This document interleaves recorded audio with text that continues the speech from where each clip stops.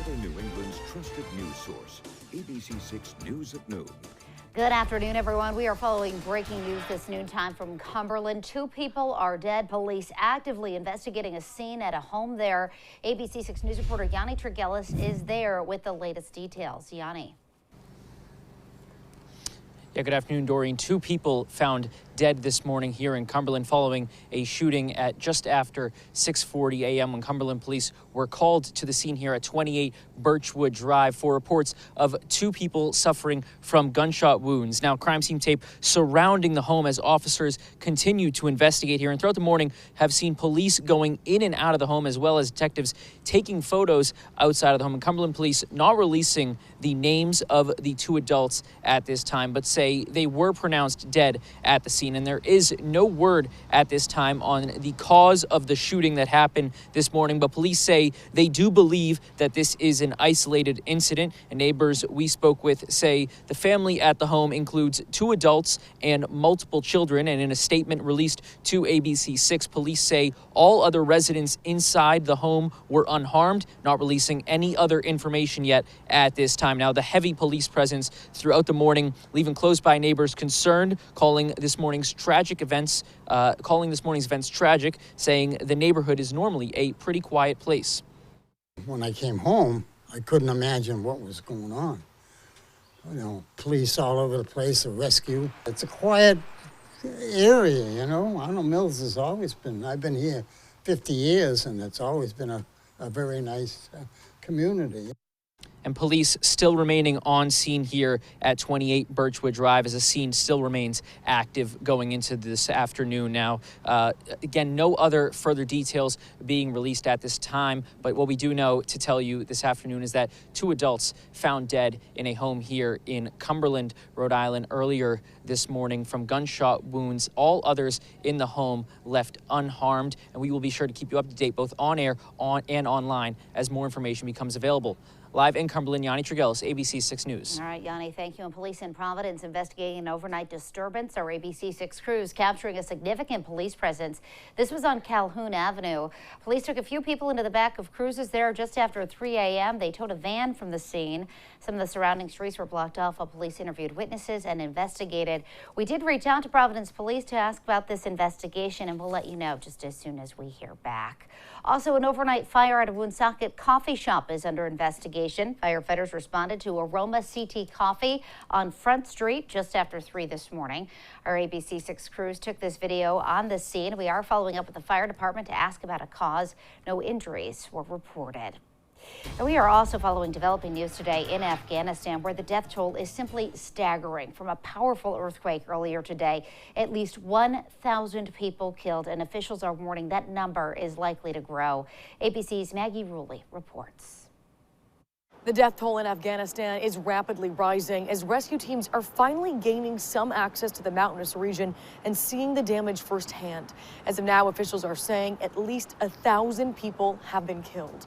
The 5.9 magnitude earthquake struck in the eastern province of Paktika in the middle of the night, and a local journalist tells ABC News that most people were killed in their homes.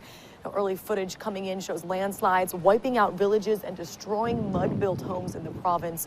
In remote areas, helicopters are flying the injured to the hospital, but some areas are difficult to reach. Now, earthquakes in Afghanistan tend to be deadly as many of the homes are unstable, and officials say they do expect this death toll to rise. Maggie Ruley, ABC News, London. And now to the weather as we take a live look outside with our sky cam. We did see a few sprinkles out there this morning. Kelly Bates is in the Weather Center with our first forecast. Hi, Kelly.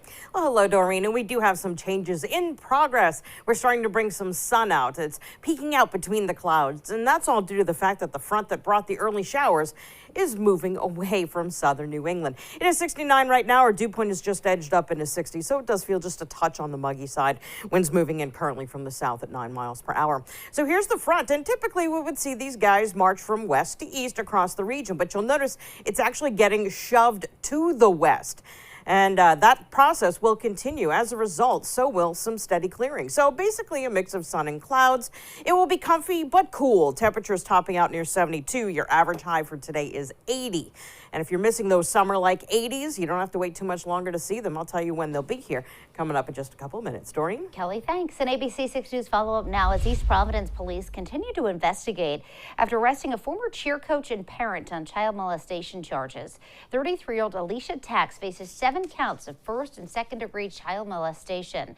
The indictment alleges that Tax sexually assaulted a then 12-year-old girl almost daily while she was a team mom at the Superior Cheer All-Stars in Providence. This happened between 2012 and 2014, according to the charging documents.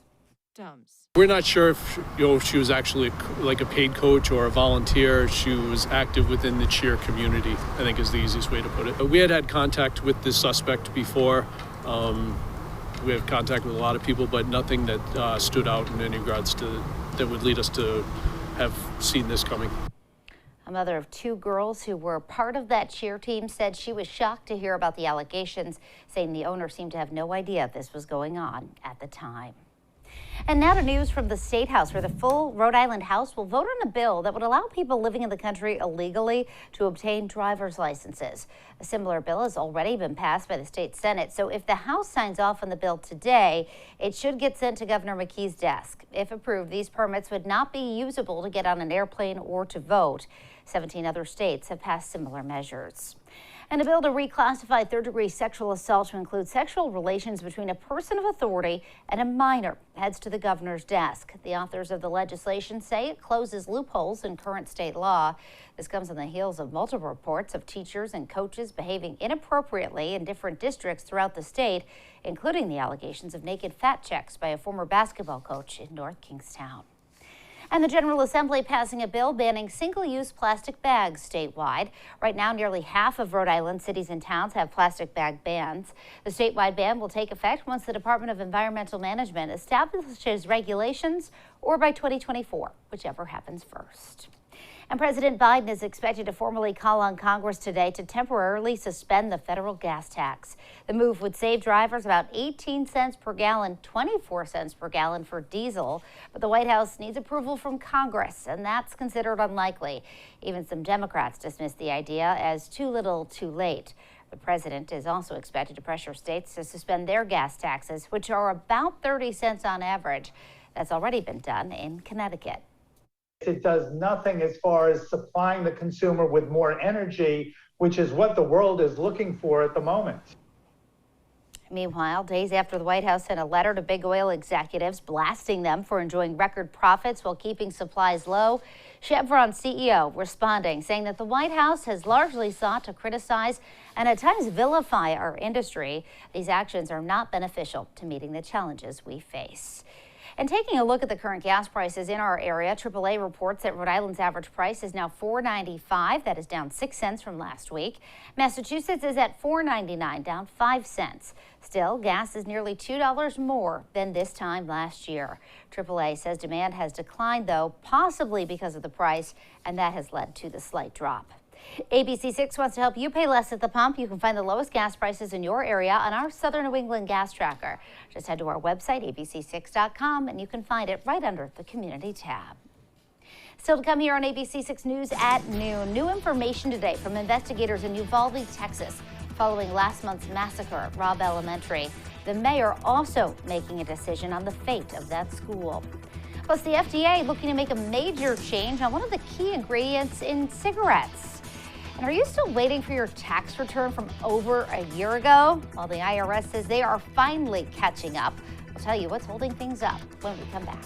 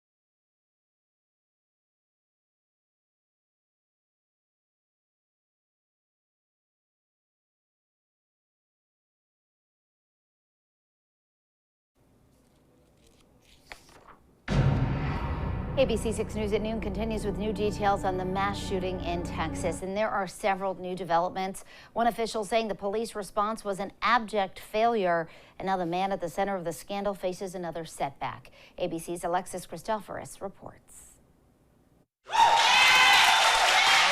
The crowd erupting in cheers after the Uvalde City Council unanimously denied embattled Police Chief Pete Arredondo a leave of absence in the wake of last month's deadly school shooting. This as the state's top public safety chief, Stephen McGraw, told a Texas Senate committee that, quote, terrible decisions were made that day. That the law enforcement response to the attack at Robb Elementary was an abject failure. McGraw telling state lawmakers that police could have stopped the deadly attack 3 minutes after it began. The only thing stopping a hallway of dedicated officers from entering room 111 and 112 was the on-scene commander, who decided to place the lives of officers before the lives of children. McGraw also saying officers wasted time searching for a key to a classroom door that wasn't locked, while kids were calling 911 from inside for over 40 minutes.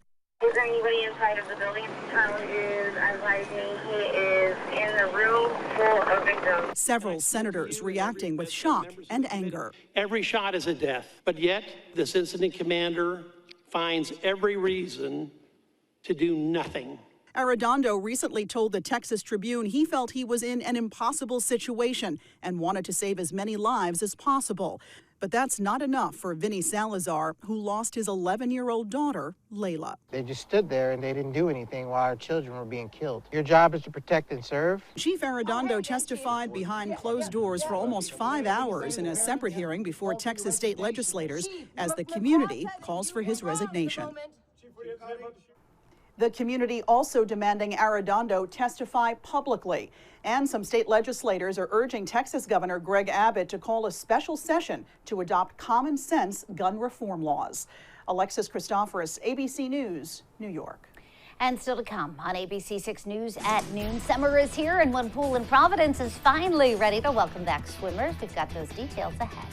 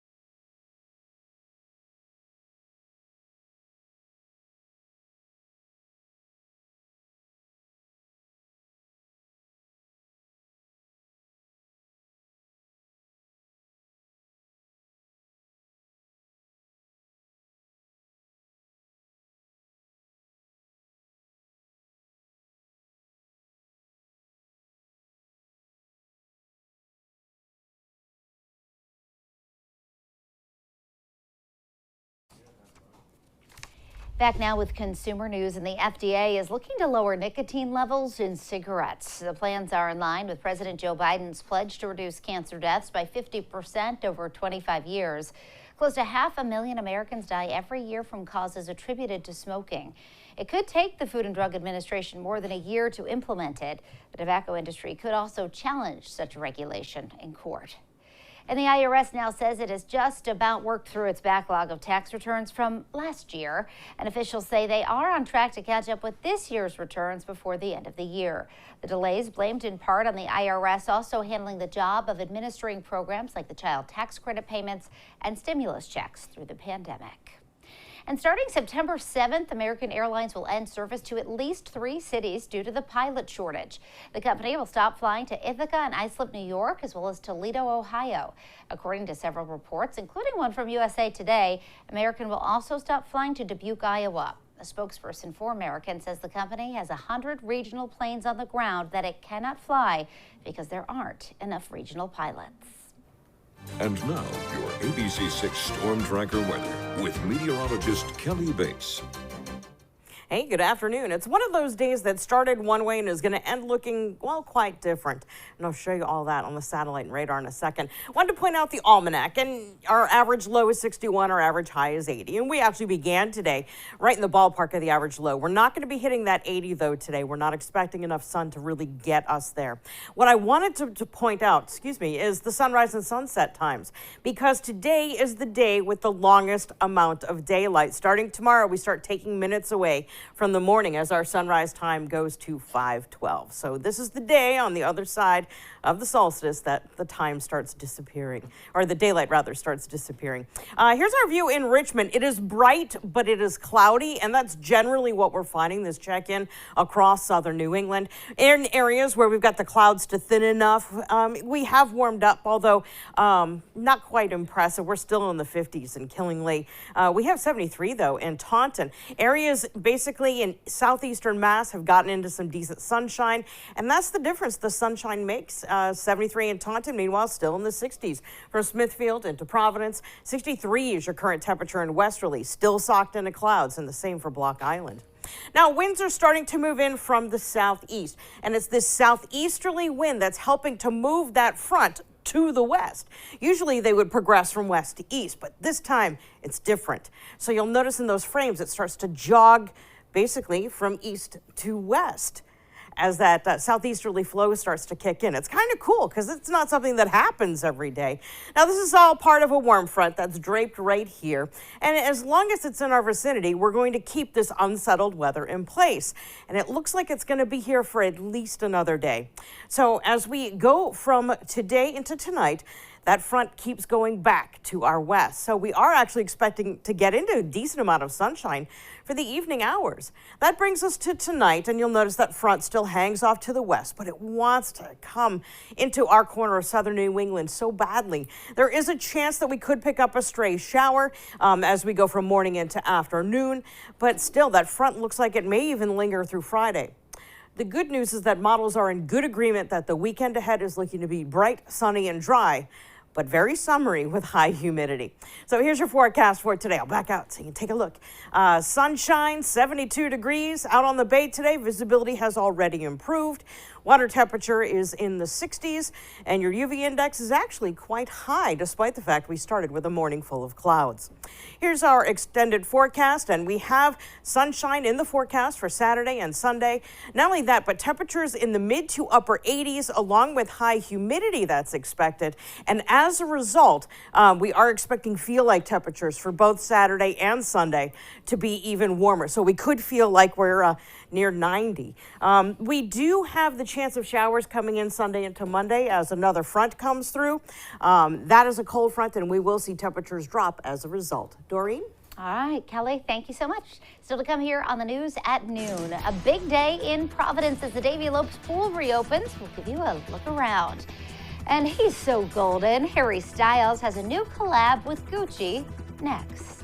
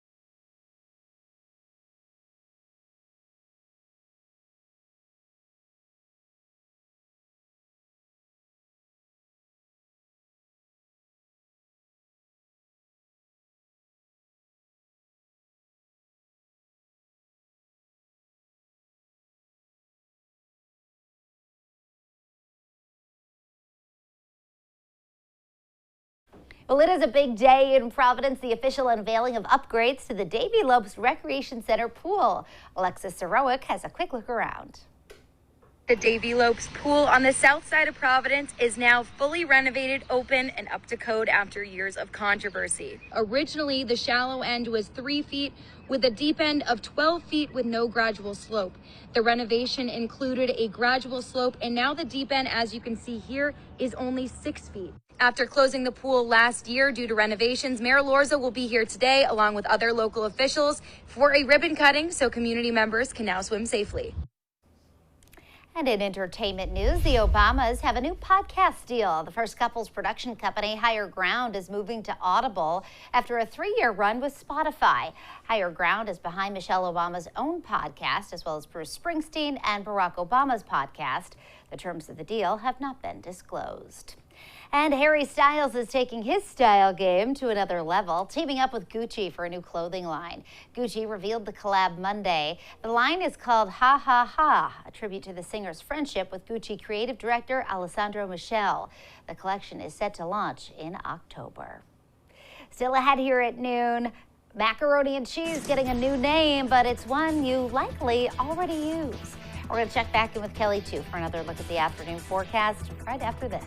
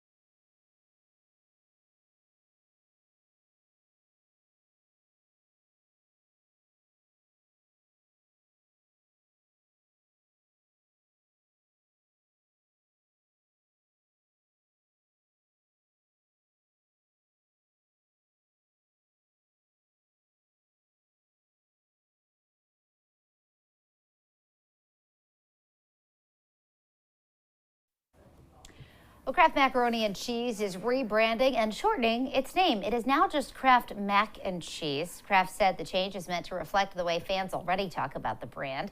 The box is also getting a subtle makeover with a refreshed logo and a single hue blue that the company says amplifies the brand's most recognizable asset, and that is that noodle smile. This is the first name change in the product's 85-year history. It is funny that they had to change the name because doesn't everybody just call it mac and cheese? Yeah, exactly. There it is. So there you go. Yeah. They just went with what the people say. Exactly.